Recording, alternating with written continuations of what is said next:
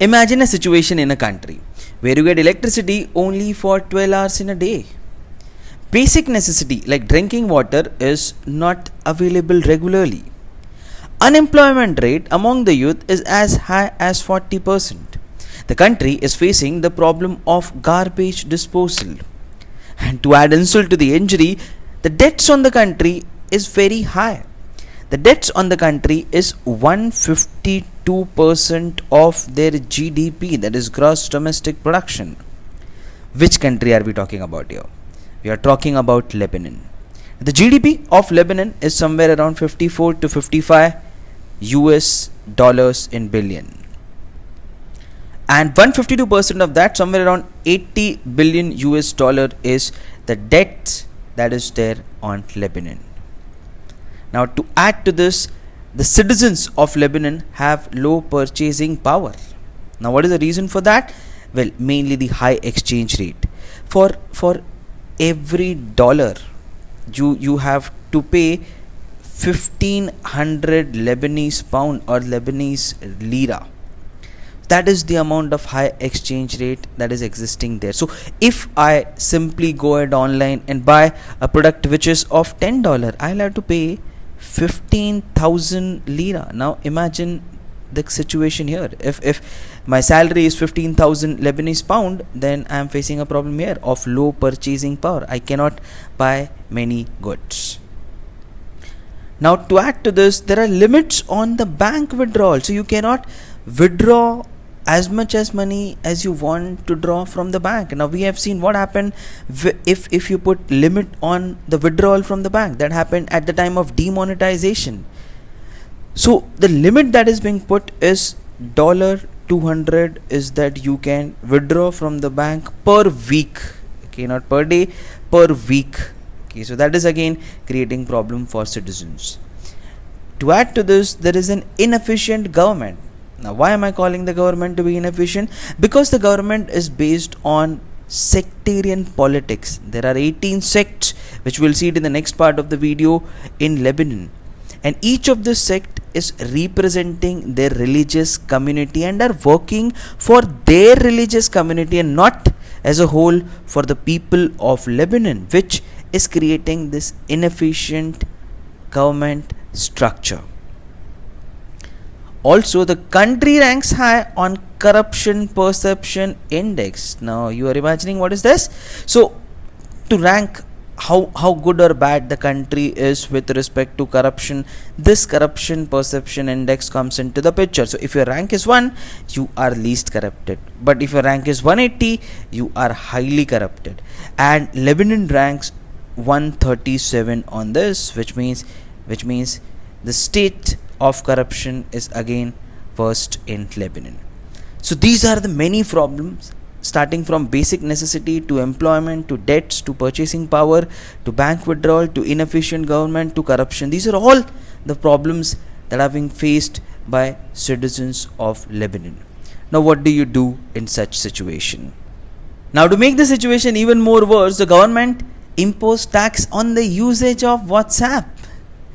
Yes, on 19th of October 2019, the Lebanese government tried to impose tax on the usage of OTT platform that included WhatsApp.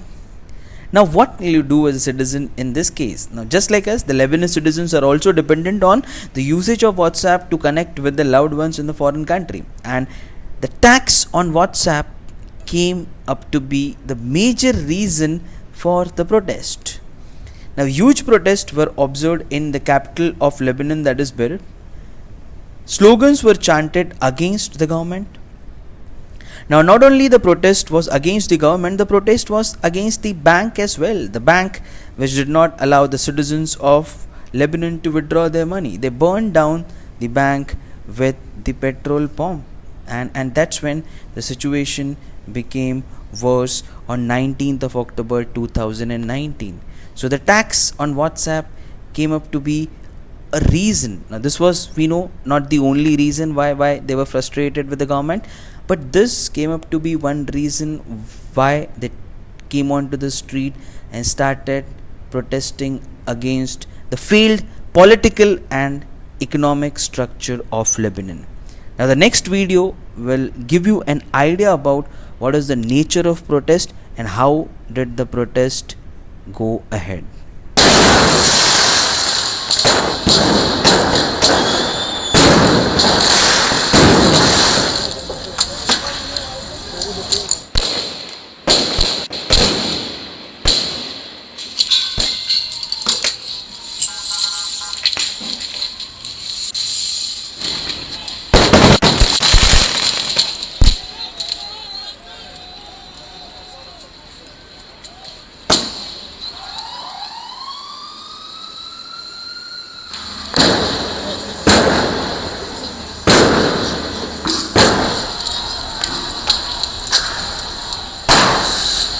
Now this video should give you an idea about the reaction of the citizens to the incident.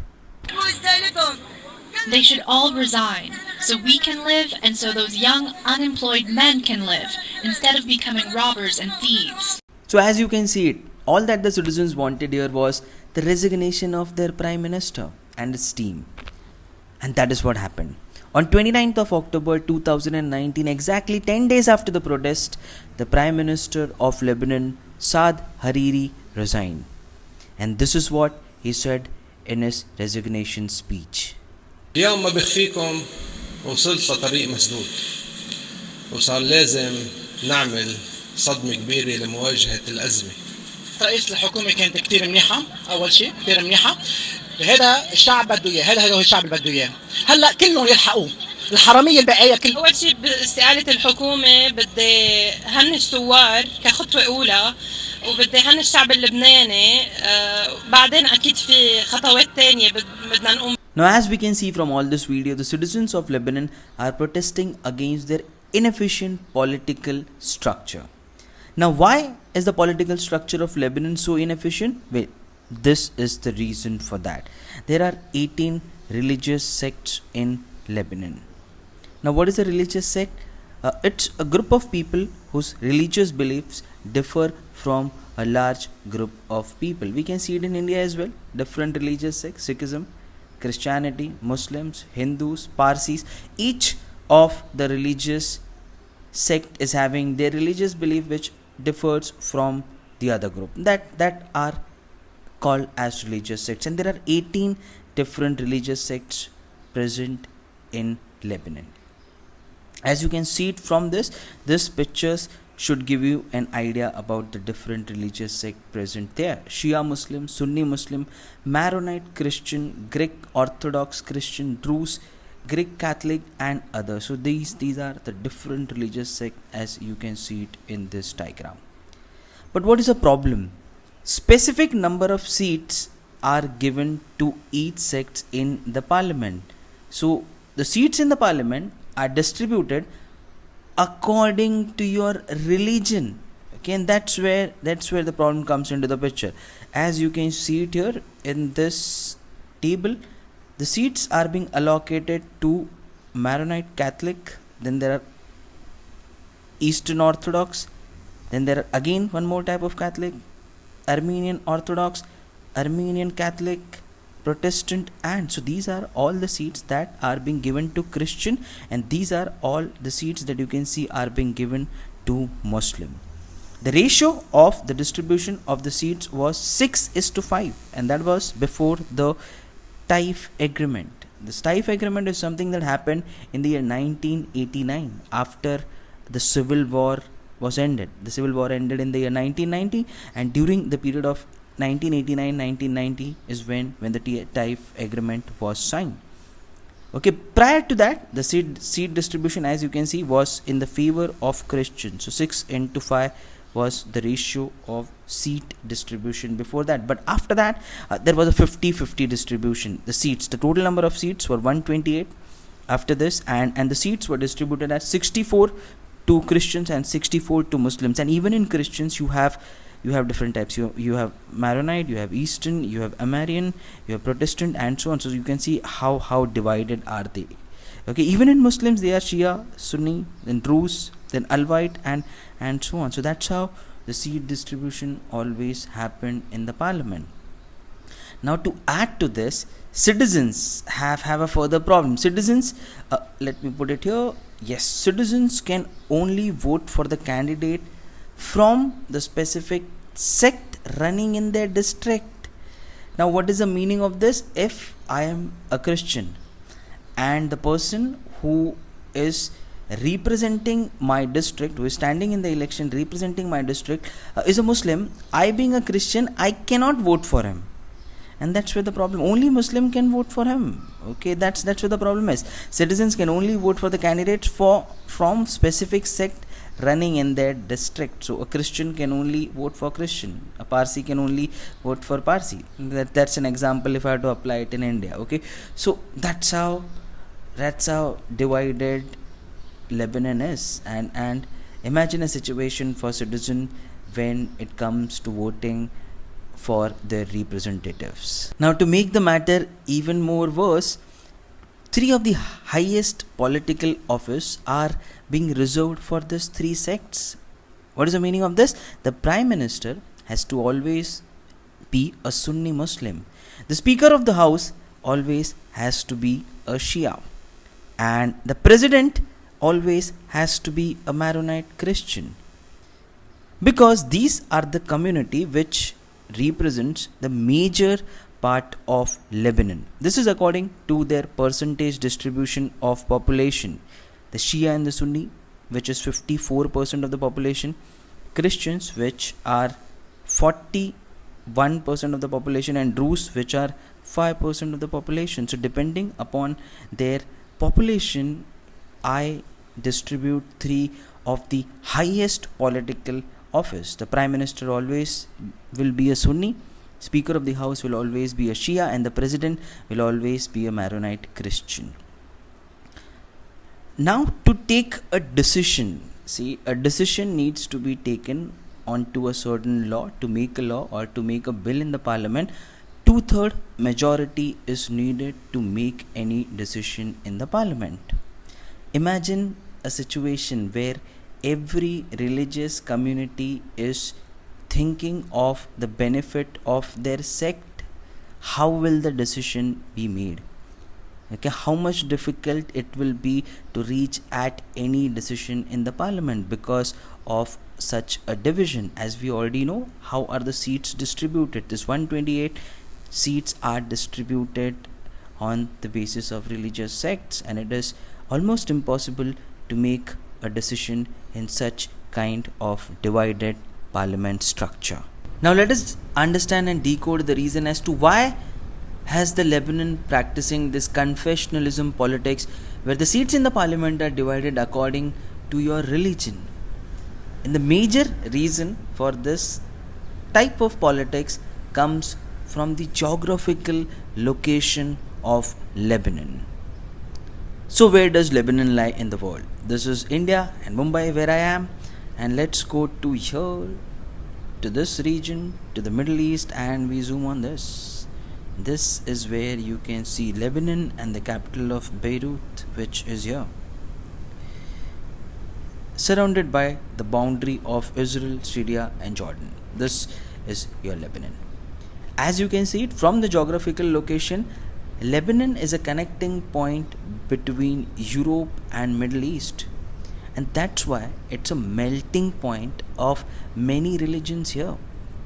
You always found out travelers traveling from Europe to Middle East and from Middle East to Europe, and that's why you find all the refugee communities from Catholic to Muslims which are residing in Lebanon, and that's why it has to come up with a confessionalist politics system. Owing to this advantage of geographic location, many empires tried to attack Lebanon, and starting with 332 BC, it was Alexander the Great who attacked Lebanon.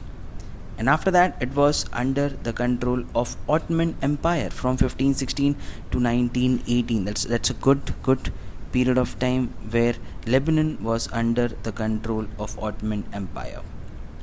After that, at 1920, Lebanon and Syria came under the control of France. So this is when colonialism was at peak. India was under the control of UK, and so was Lebanon and Syria under the control of European power, which was France.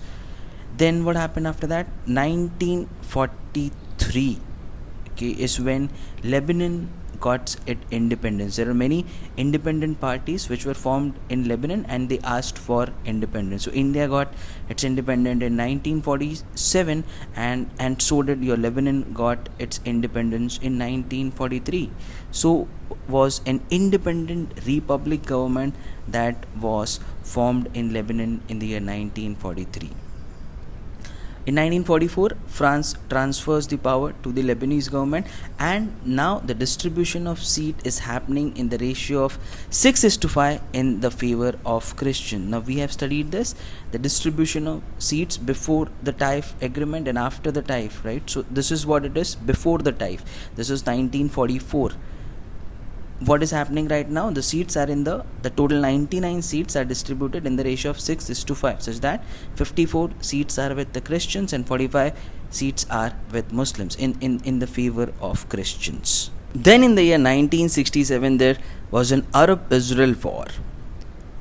Now Lebanon was very smart enough to keep itself out of this Arab-Israel war.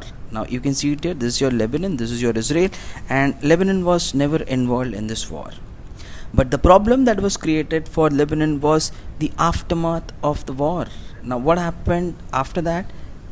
Palestine entered into Lebanon, and they attacked Israel through Lebanon. So these are the locations where Palestine entered. If I were to zoom it here, this is how the map would look like. This is your Lebanon, and you can see it here. This is your Israel, and this is where the Palestine came up and set up their bases. And from this base, they started attacking Israel. And this created a Lebanese civil war, which went on from 1975 to 1990. Now Israel was reacting to this, but in 1982, Israel launches a full-scale invasion of Lebanon because they wanted to protect themselves from this attack of Palestine, who had made their base in Lebanon. So now, in the year 1982, they started attacking this base camp of the terrorists, which were from Palestine and located at this location. And with this comes the entry of Hezbollah. Okay, now what is Hezbollah? Now they are further creating problem for Israel. Now Hezbollah is a terrorist organization which is funded by Iran. Now even Hezbollah had set up their camp here in this part of Lebanon, and even they started attacking Israel from here. So Israel is just not facing problem from Palestine, they are also facing problem from Hezbollah.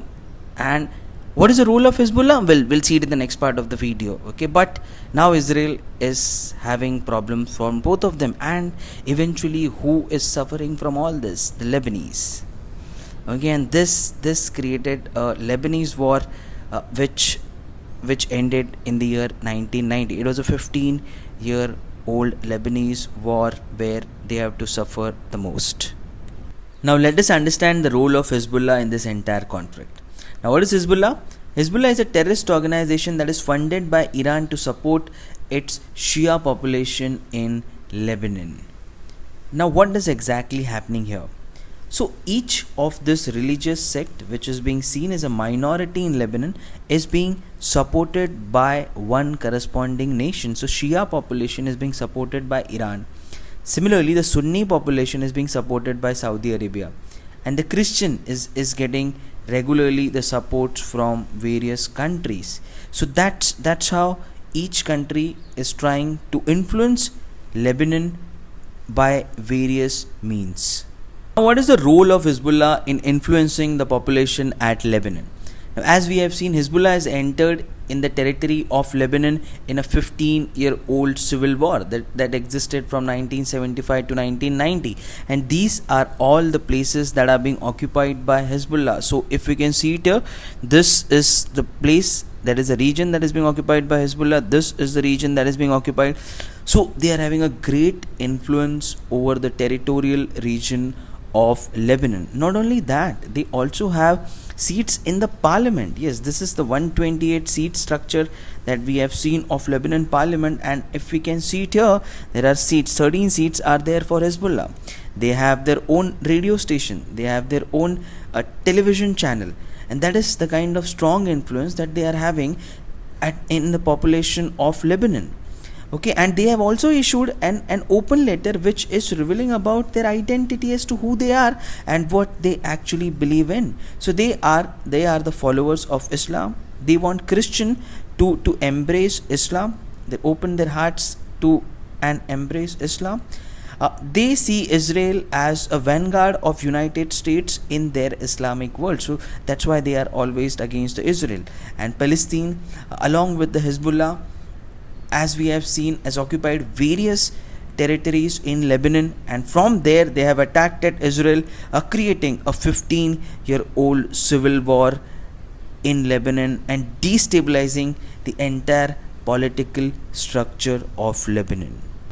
Now let us understand a brief political history of Lebanon. So what history do we know till now? Till 1990, the civil war which started in the year 1975 and 1990. We know what led to the civil war: Palestine as well as the Hezbollah group, which entered into the territory of Lebanon and created this political instability. Now let's see the history after 1990. Now even before going to the history after 1990, let's just go 1 year back.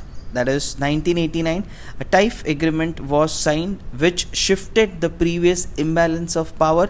So we had seen this distribution of seats earlier. The distribution of seats between Muslims and Christian were 54 and 45, that is in the ratio of 6:5, and the total seats were 99. Now after this Taif agreement, which was signed in the year 1989, there was a 50-50 distribution. So out of the total 128 seats, 64 were given to Christian and 64 were given to Muslims. Okay, this is what happened in the year 1989. Now let's go after 1989, that is after 1990. What happened? Elections were held in the year 1992. Okay, and this was the first democratic election in 20 years.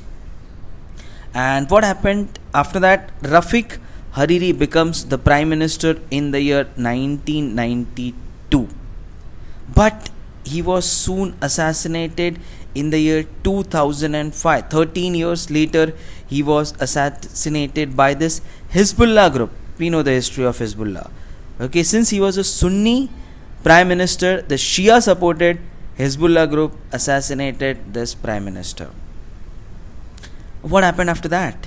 In 2009, his son Saad Hariri formed his unity government, and we now know that on 29th of October 2019, even Saad Hariri resigned. Okay, so till 29th of October 2019, we know what happened with the history of Lebanon. So with the resignation of Prime Minister Saad Hariri, it created a 3 months of political vacuum. But after 3 months of political vacuum, a new government was formed, and the new prime minister was Hassan Diab. Now who is Hassan Diab? Hassan Diab is a technocrat. He is a professor of electronics engineering in American Institute at Beirut, and so did a cabinet of 20 members is being formed. So everything new is being set up with respect to cabinet as well as the prime minister. Now what is special thing about this?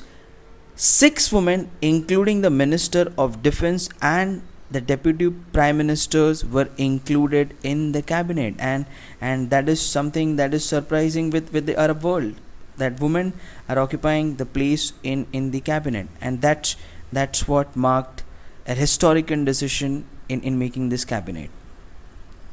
The number is a record for Lebanon, with women now holding more than quarter of the cabinet posts. Okay, so a new government is formed, and now everything seems to be resolved. But the question now that comes is, are people satisfied with the new government? Did the protest actually stop after the formation of new government? The answer is no. And what is the reason of that? Well, people believe that the ministers were named by the political parties. So the political parties which existed earlier has only named this minister. So basically they are just puppet which will be run by the earlier political parties. Analysts also said that the new government being politically assigned with the Iranian backed Hezbollah group. So some analysts believe that this government is being formed and will be controlled by Hezbollah group. The cabinet includes a fair number of capable technocrats, we all know that, but it does not have any political independence to speak of. And again, this is one of the problems that was seen with this government. What Mr. Hassan Diab, the newly formed Prime Minister of this government, has to say?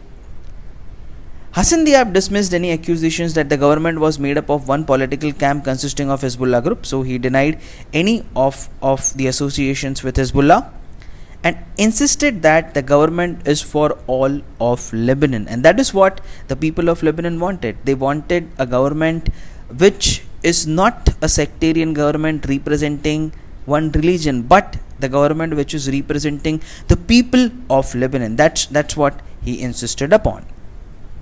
Now this one video will give you a good idea about the protest that happened after the formation of new government, the nature of protest and the reason for protest.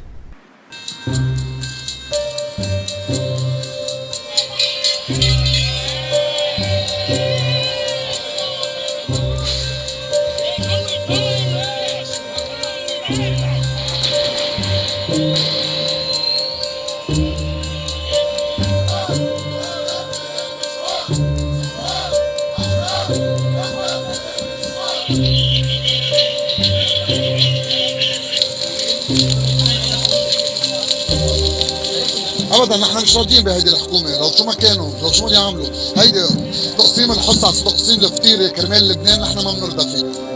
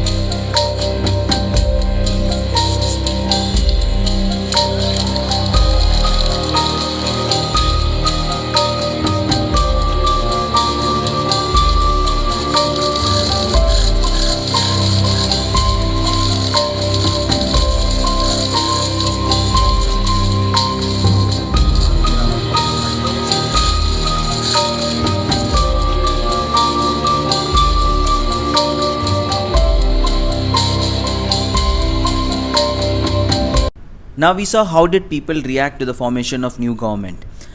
But that happened on 21st of January 2020. That was when the government was formed. What's happening actually right now? Now we are into July 2020. What is the situation of Lebanon right now? So let's see it here. This article gives you an idea about what is the situation of Lebanon right now. This article was published on 10th of May 2020. As you can see it here. What is it saying? Lebanon's economic crisis explodes, threatening decades of prosperity. Bad planning, corruption and sudden shock of pandemic wave caused the Lebanon currency to crash and the consumer prices to jump. Hunger looms. Okay, so the economic crisis further becomes bad. Flawed policies and sudden shock waves have thrust Lebanon into worst economic crisis in decades, with its currency collapsing. Now let us understand a reason as to why this actually happened. So there is now a nationwide shortage of dollars in Lebanon.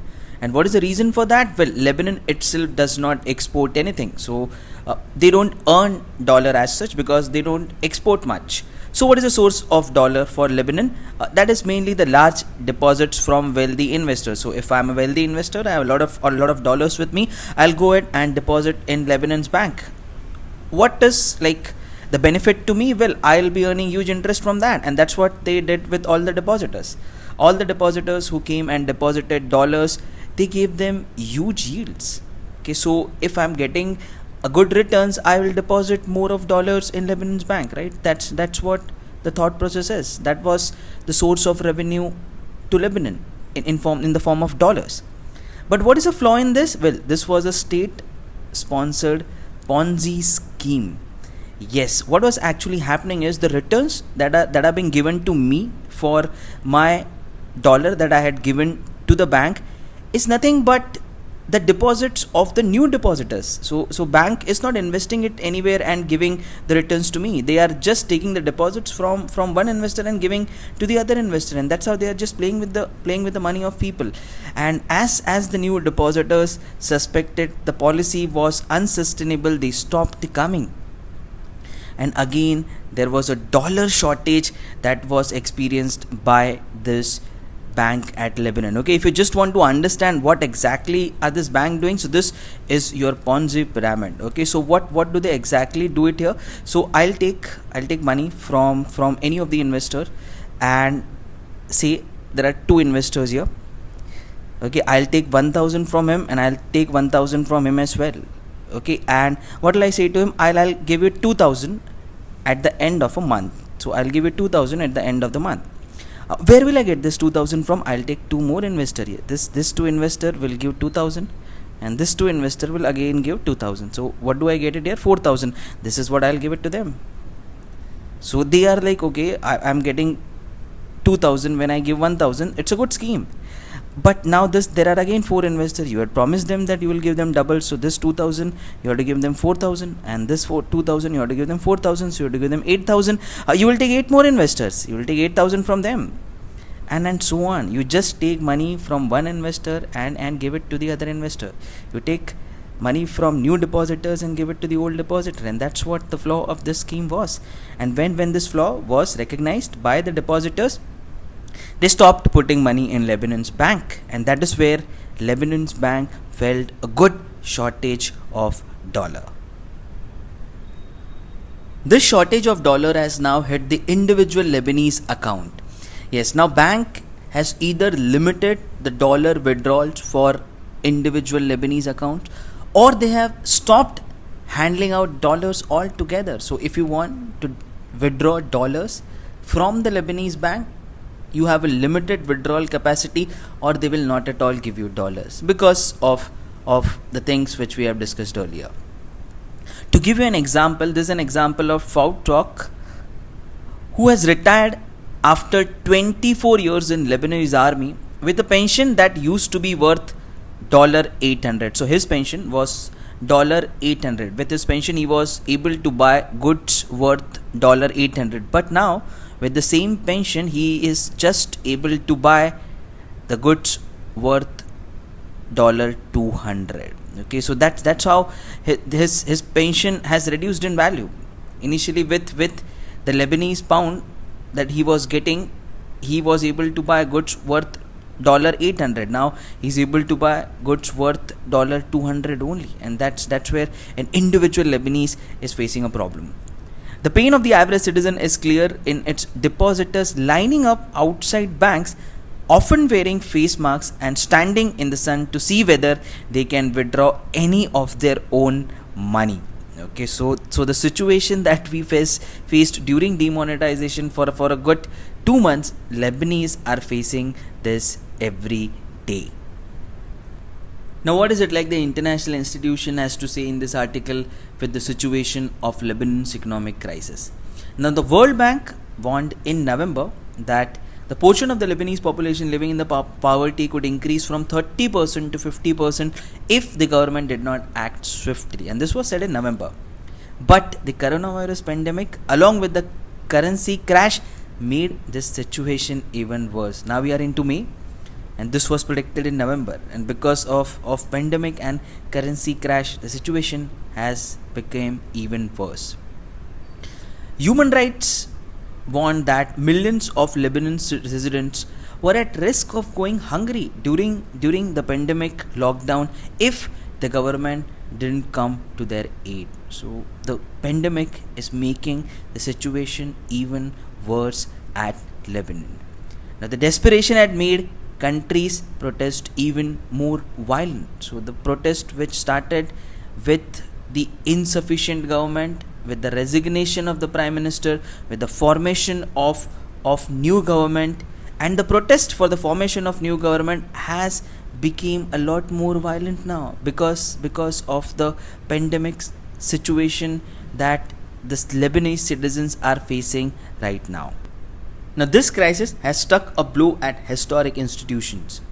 Two hotels that survived the country's 15-year-old civil war have announced that they are shutting their doors. And the president of American University of Beirut, one of Arab's world's top universities, sent a letter to faculty and staff last week to prepare them for perhaps the greatest crisis since the university's foundation in 1866. Now, intellectuals believe that this crisis will prompt a new wave of migration. People will leave Lebanon because of this crisis, and the country will lose its people who are now desperately required to rebuild its economy. So this migration will further make situation worse. Now let's see an article which was published on 13th of June 2020. So after the May article we come on to the June article. Now what are people saying right now? Lebanese protesters call on governments to resign after this economic crisis. So even this new government, the people of Lebanon wants this government to resign as the currency loses more than 60% of its value. So amid this economic crisis, people in Lebanon wants this new government as well to resign. And this is what the article says. Angry protesters in Lebanon took to the streets in the capital Beirut and the other cities on Saturday, calling for government's resignation as the country sinks deeper into the economic distress. The protest comes after 2 days of rallies spurred by a dramatic collapse of the local currency against the dollar. Some of those rallies degenerated into violence, including attack on the private banks and shops. So history is repeating itself. Now what is people's opinion about the government amid this crisis? People say that government is wearing a mask featuring the Lebanese flag. So they are pretending to be something and they are doing something completely different. What are they saying else? We want a new government. We want stability.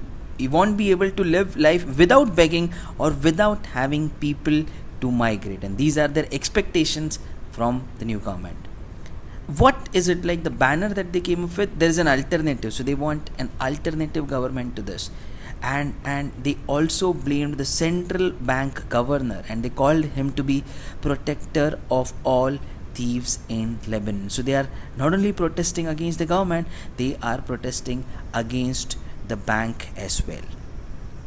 And this is the situation of the currency. The local currency pegged to the dollar for nearly 30 years has been on a downward trajectory for weeks, losing more than 60% of its value. So the currency lost more than 60% of its value, and that spurred this economic crisis. So what is actually government doing right now? The newly formed government doing right now to address this crisis. After an emergency cabinet meeting on Friday to address the crisis, the government announced that the central bank would inject fresh dollars into the market to prop up the Lebanese pound.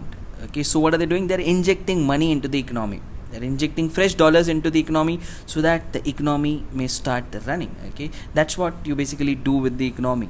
Basics of economics. You inject money in the economic flow of the country and eventually the economy runs by itself. But many see this as only a temporary relief, correct?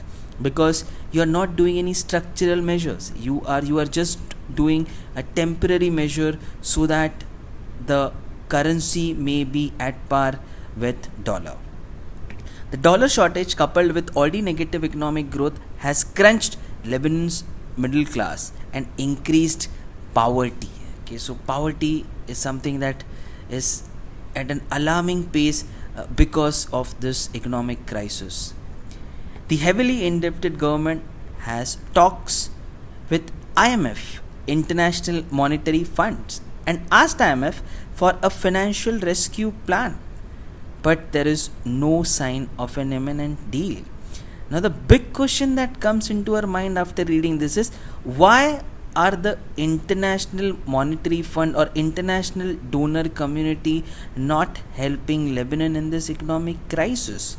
What is actually the reason for them not jumping into this crisis?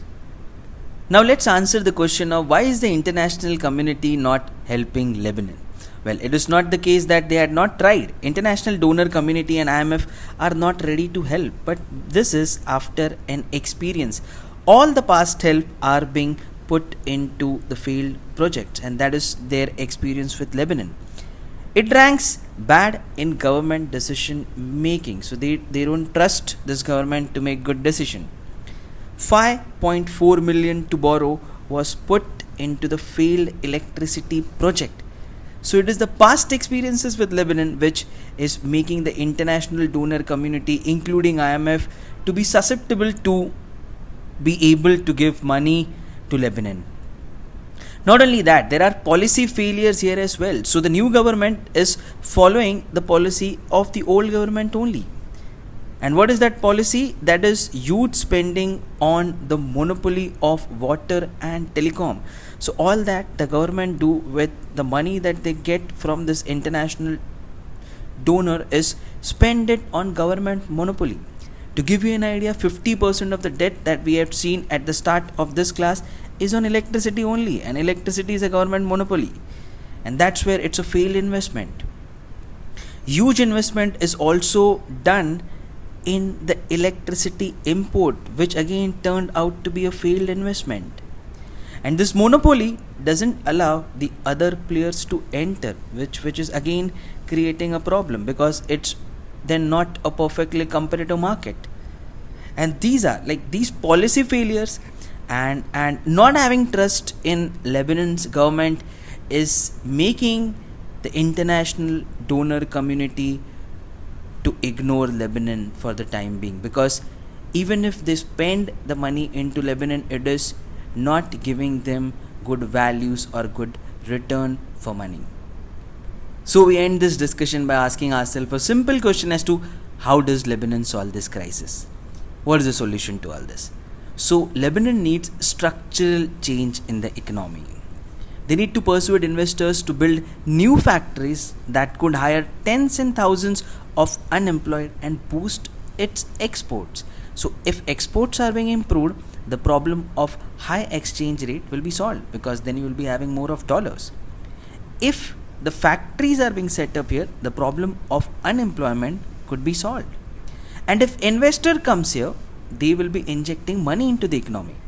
And as they inject money into the economy, it leads to generating jobs, generating income, and it will boost exports. So all the problem seems to be resolved here. So Lebanon needs to revitalize the economy so that it starts producing and it reflects in its GDP.